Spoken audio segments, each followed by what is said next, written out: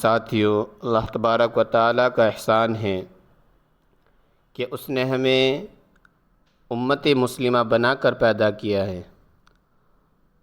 دوستو، جیسا کہ آپ کو معلوم ہے کہ آج شعبان کی 14ویں رات ہے اور کل الحمدللہ 15ویں رات ہے۔ یہ بھی اللہ تبارک و تعالیٰ کا کرم ہے کہ ہمیں ایسی عظیم اور مقدس رات عطا فرمائی ہے کہ حضور اقدس صلی اللہ علیہ وسلم کا عمل اور تعلیم روایت میں بھرپور ہے، اور اس طرح بیان کی گئی ہے کہ حضور صلی اللہ علیہ وسلم نے شعبان کی 13ویں رات میں اللہ تعالیٰ سے اپنی امت کی شفاعت کی دعا مانگی تو اللہ تبارک و تعالیٰ نے 1/3 امت کی شفاعت قبول فرما لی۔ آپ صلی اللہ علیہ وسلم نے شعبان کی 14ویں رات کو پھر اللہ تعالیٰ سے اپنی امت کی شفاعت کی دعا مانگی تو اللہ تعالیٰ نے 2/3 امت کی شفاعت قبول فرما لی۔ پھر آپ صلی اللہ علیہ وسلم نے شعبان کی 15ویں رات یعنی شب برات میں اپنی امت کی شفاعت کی درخواست کی تو اللہ تبارک و تعالیٰ نے تمام امت کی شفاعت قبول فرما لی۔ میرے دوستو، مگر وہ شخص جو رحمت الہی سے اونٹ کی طرح دور بھاگا ہوا ہے اور اپنے گناہوں کی دلدل میں ہی ڈوبا رہا ہے، اور اس نے اس رات میں یعنی شب برات میں اپنی بخشش اور معافی کے لیے ذرا بھی ہاتھ پیر نہ مارے ہوں، یعنی توبہ اور استغفار نہ کی ہوں، میرے بھائیوں، اگر میں آپ حضرات کے سامنے اس رات کی فضیلت و عظمت بیان کرنے کے لیے ایک معروف روایت پیش کروں تو یقیناً یہ بات اور صاف ہو جائے گی۔ دوستو، غور سے سنیے گا۔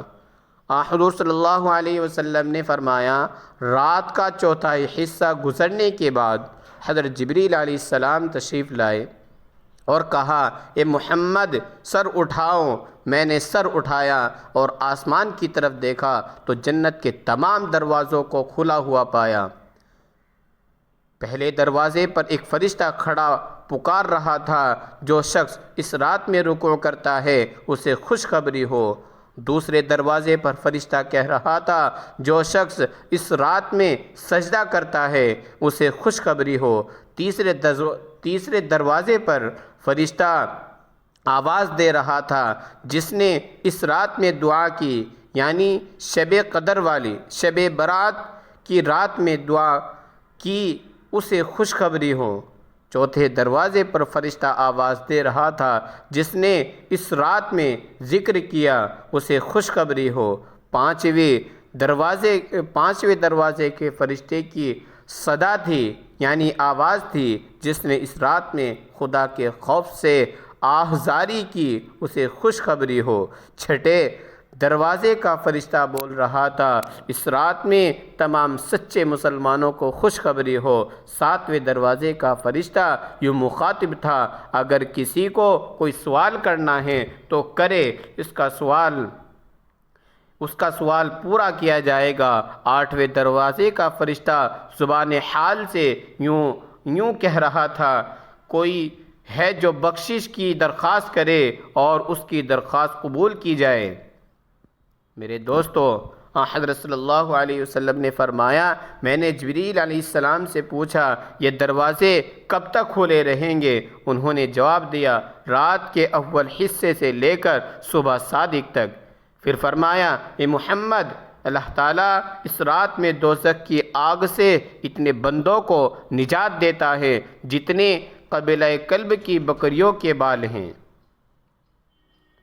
حاضرین محترم، ان روایت کی روشنی میں اس بات کا بخوبی اندازہ ہو جاتا ہے کہ یہ رات بڑی برکتوں اور رحمتوں والی رات ہے۔ خوش نصیب ہیں وہ لوگ جن کو اس رات میں عبادت کرنے کی توفیق نصیب ہو جائے، کیونکہ آج کی رات پروردگار عالم کا دربار صرف بندوں کو معاف کرنے کے لیے لگتا ہے۔ سال بھر تک بندہ خود اللہ کا دروازہ کھٹکھٹاتا رہتا ہے اور بار بار اپنے گناہوں کی معافی طلب کرتا رہتا ہے، مگر پھر بھی دل میں خدشہ رہتا ہے کہ شاید ابھی تک میری دعا کسی وجہ سے قبول نہ ہو سکی ہو، اس لیے وہ پھر دعا مانگتا ہے اور یہی سوچ کر سال بھر تک گڑ گڑاتا اور آہذاری کرتا رہتا ہے، بار بار اپنا سر زمین پر پٹکتا اور اٹھاتا رہتا ہے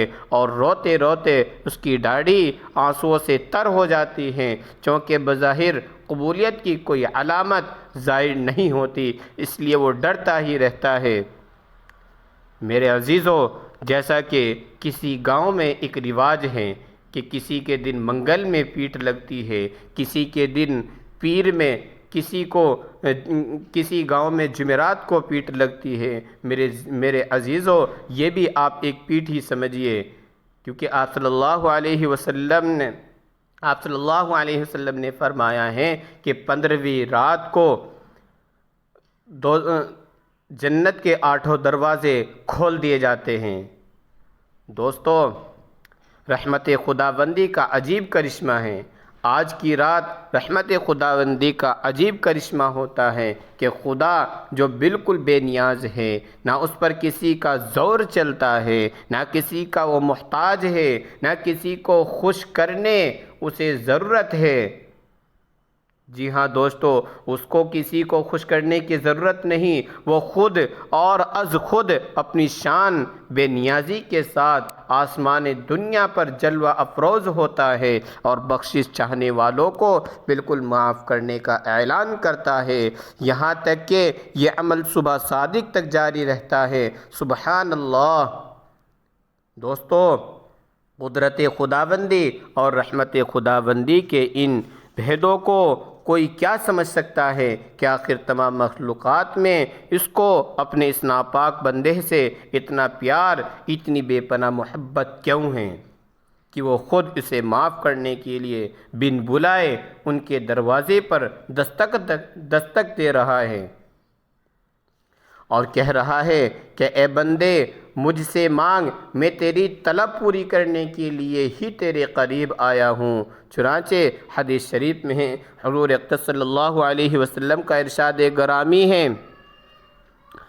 شعبان کی 15ویں رات کو قیام کرو اور دن کا روزہ رکھو۔ اللہ تعالیٰ 15ویں شب کو غروب آفتاب کے بعد آسمان دنیا کی طرف تمام رحمتوں کو متوجہ فرما کر یہ آواز دیتے ہیں، کوئی معافی چاہنے والا ہے جو مجھ سے مانگے اور میں اس کو معاف کر دوں، کوئی روزی چاہنے والا ہے جو مجھ سے روزی مانگے اور میں اس پر رزق کشادہ کر دوں، ہے کوئی مصیبت زدہ جو مجھ سے مصیبت دور کرنے کے لیے کہے اور میں اس کی مصیبت دور کر دوں، اس طرح صبح صادق تک اعلان ہوتا رہتا ہے۔ میرے عزیزو، فیصلوں کے صادر ہونے کی رات بھی یہی ہے۔